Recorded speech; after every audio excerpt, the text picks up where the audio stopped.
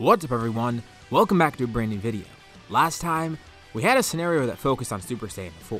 Of course, Super Saiyan 4 has been in my scenarios before, but this time, everything in the scenario centers around the idea that they got Super Saiyan 4. It's something that they discover in the story, and it's basically going to change the entire narrative. But how much is it going to change in Super? Last time we basically only covered the end of the Buu Saga and Battle of Gods, and now, we're going to get more into the middle of Super. What's going to happen here? For this video, let's set a like goal of 4,000 likes. If we hit that, I'll continue with another part of this series. Anyways, let's pick up from here.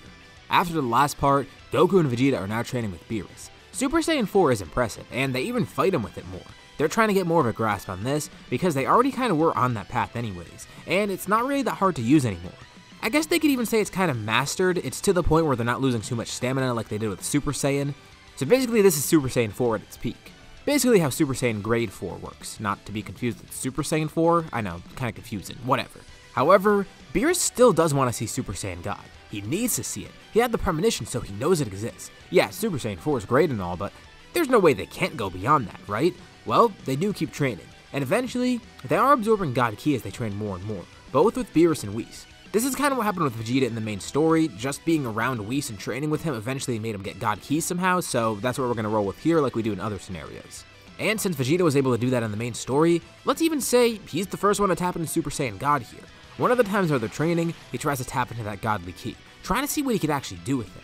And sure enough, he's able to transform. This form doesn't look as radically different as Super Saiyan 4. And in terms of power, well, Goku can't even tell what the power is coming off of it. But for Beerus and Whis, oh yeah, they could definitely tell.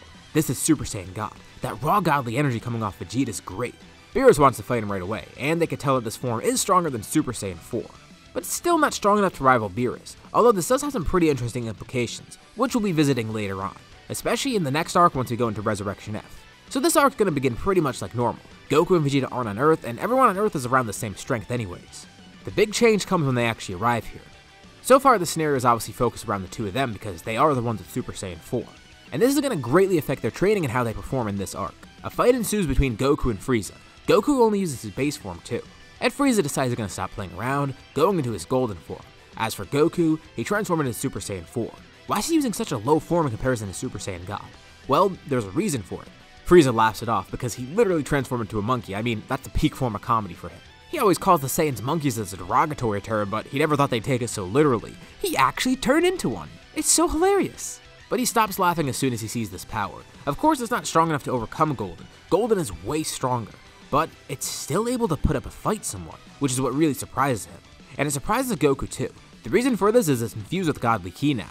Just like Goku did with his base form and his other Super Saiyan forms, Super Saiyan 4 does get a boost from this. Just by having Godly Ki, well, Super Saiyan 4 evolves as well. It's not like it's a completely different form or anything, it's just now it's way more powerful than before. Plus, unlike using Super Saiyan God, this is the most efficient option for them now. Remember, they both got Super Saiyan God way later on and have less knowledge of it, so they don't even have Blue yet. Super Saiyan God is their peak in power, and they're still working on trying to improve the strength of it and the efficiency. Vegeta says that it's time to stop playing around. Eventually, he jumps in the battle and begins fighting Frieza with Goku. But instead of going into Super Saiyan 4, he immediately goes into Super Saiyan God. Alright, Goku takes it as his cue to transform as well, and the two of them start fighting together both in this form. Frieza's terrified about a couple of things, mainly the fact that he's fighting two Super Saiyan gods, things that he heard of in Legends but he didn't think this would actually exist. But more so, he's incredibly scared at the fact that their clothes grew back. Super Saiyan 4 has magic clothes? The thought terrifies him no end. And with two Super Saiyan gods fighting together, they are able to defeat Frieza. So, Goku and Vegeta here are going to be weaker than normal when you think about it. I mean, they don't have Super Saiyan Blue, so it should be obvious. Or is it actually that obvious? No, it's not really that clear cut. When you think about it, look back to what I was mentioning in the first part. They were training way more intensely after the Buu Saga, hence why they got Super Saiyan 4. Meaning, once they were training with Super Saiyan 4, they were getting even stronger with that too.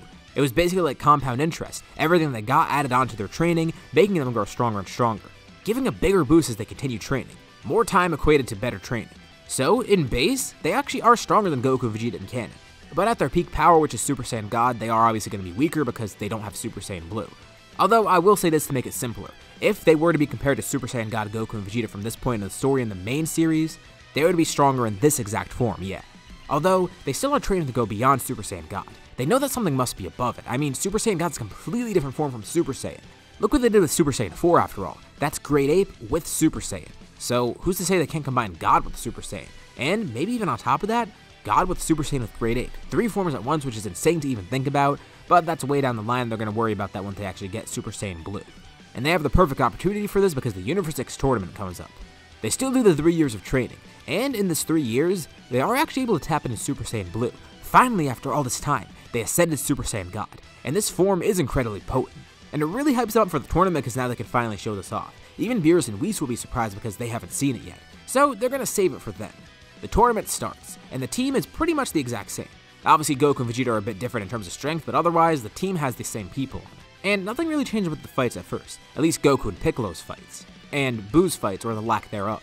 But then Vegeta steps into the ring, and everyone's noticed this already, but something's weird about him. He's in Super Saiyan 4, like, he's been in that this entire time.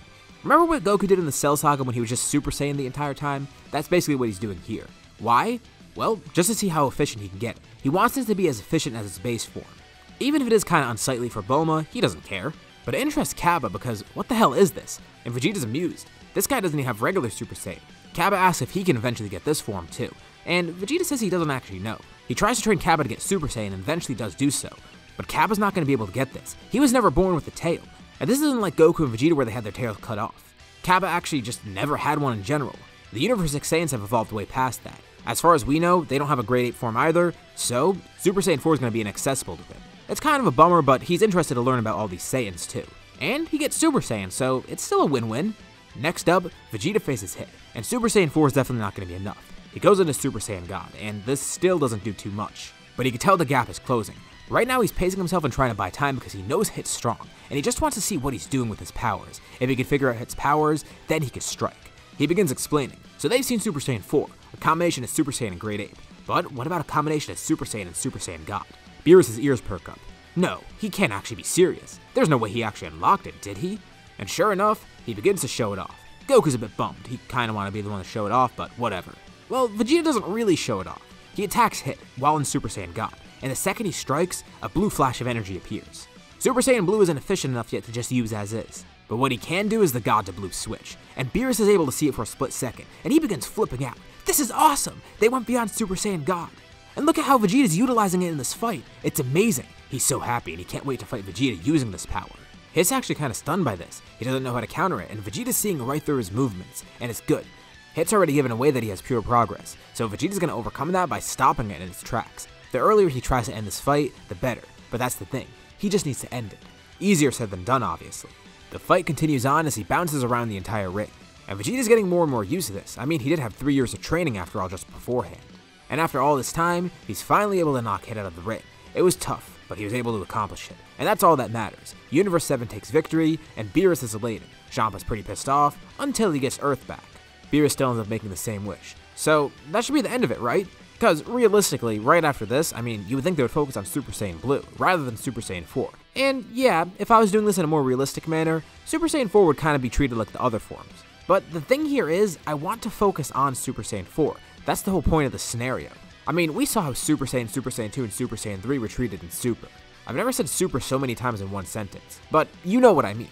And I'm not saying that I wanted to see more of these forms or that there was any other choice. This was the best option. You can't really focus on all these different forms when there's already better ones. Like, if you have Super Saiyan Blue, why focus on the others? And that's the great thing about this being What If. I'm not limited by those restrictions. I'm actually going to try and use Super Saiyan 4 as much as possible. So even though they just access Super Saiyan Blue, this isn't the end of Super Saiyan 4, not in the slightest. If anything, this is just the beginning.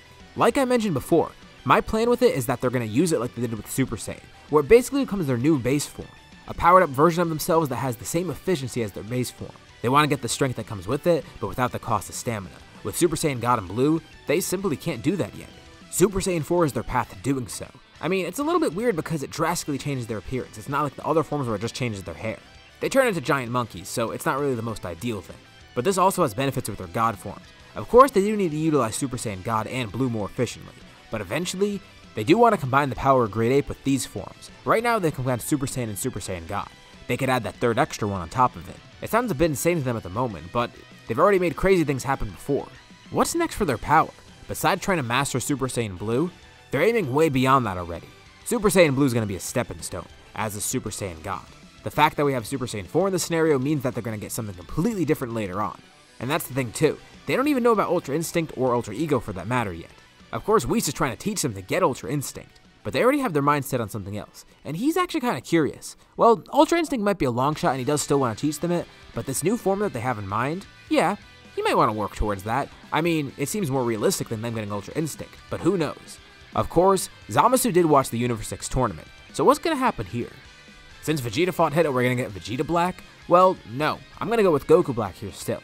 He would still see that Goku has a similar power, and he might even encounter Goku in that alternate timeline. There's a ton of timeline mess here regardless, so this is the most simple outcome that I'm going to have here. But even though he's going to be Goku Black still, Goku is not the same Goku. Of course, he still is Goku, but there's been a very different course of events so far in the series, and that's going to affect this next arc, especially with Trunks too. Goku Black begins attacking that timeline, and much of this arc starts out like normal, up until the point when Goku Black actually arrives in the past. Instead of going into Super Saiyan 2 to fight him, Goku transforms into Super Saiyan 4. Goku Black's intrigued. He saw this briefly when he was watching GodTube. This form, it's so unsightly. It's something very fitting for a mortal, but he wonders, maybe he could access this power too. I mean, he's already taken a mortal's body. Who knows what he could do with that power? Plus, it's definitely incredibly strong. He gets to witness it firsthand after all. I mean, he is the one fighting Goku.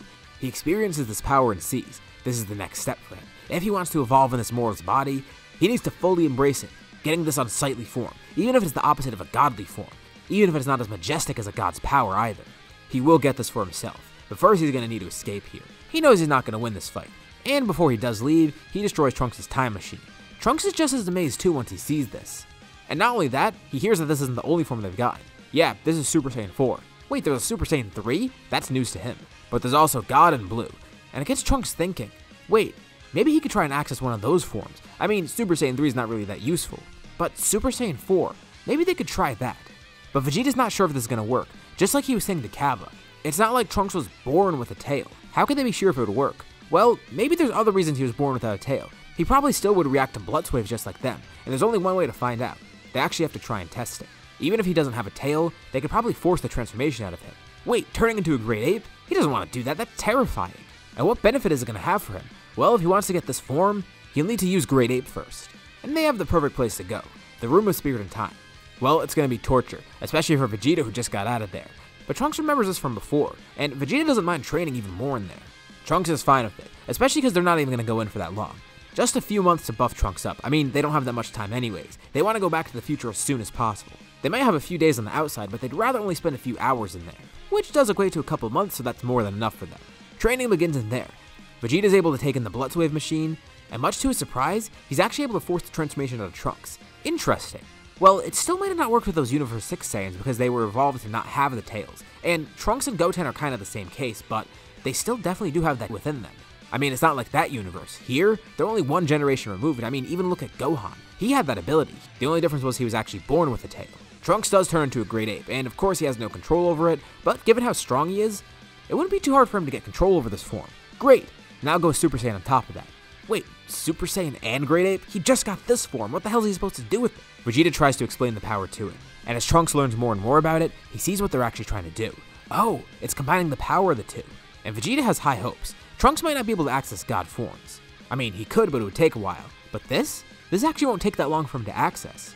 Since he got control over Great Ape that quickly, and he already has a perfect control over Super Saiyan, all he needs to do now is figure out a way to combine those and then get control over that combination. And with him being a hybrid Saiyan, who knows? Maybe he could utilize this form even better than they can. His power might skyrocket to heights unknown. Vegeta's just as hyped up as Trunks. He wants to see how strong his future son can get. As their training continues, Goku Black arrives back in the future. That form. He needs it for himself. Just as Trunks is training for Super Saiyan 4, he wants to get that too. But it's not something he's going to be able to access right away. He doesn't even have regular Super Saiyan yet. Well, it's time to get to work. He could utilize his anger and the power-ups that he got from healing. Goku's body already does remember Super Saiyan. He just has to figure out a way to access that, which he already did pretty easily beforehand in the original story. But his version of Super Saiyan is different. He gets Super Saiyan Rose. How interesting. Now imagine, combining this with the power of Super Saiyan 4, but how is a Super Saiyan 4 even made? Looks like he needs to do some research, or at least try and test things out himself. And this is what we're going to leave off for now. So, what did you guys think about this part? And what do you think is going to happen next time? Leave your thoughts and suggestions in the comments below. I'll be sure to check them out to see what you guys think. As always, if you liked the video, be sure to drop a like. And let's try to hit that like goal from the beginning of the video so we can get another part of the series. If you haven't already, why not subscribe? As well as hitting the bell icon to be notified about any future uploads on my channel, including more parts of the series or any other videos like it.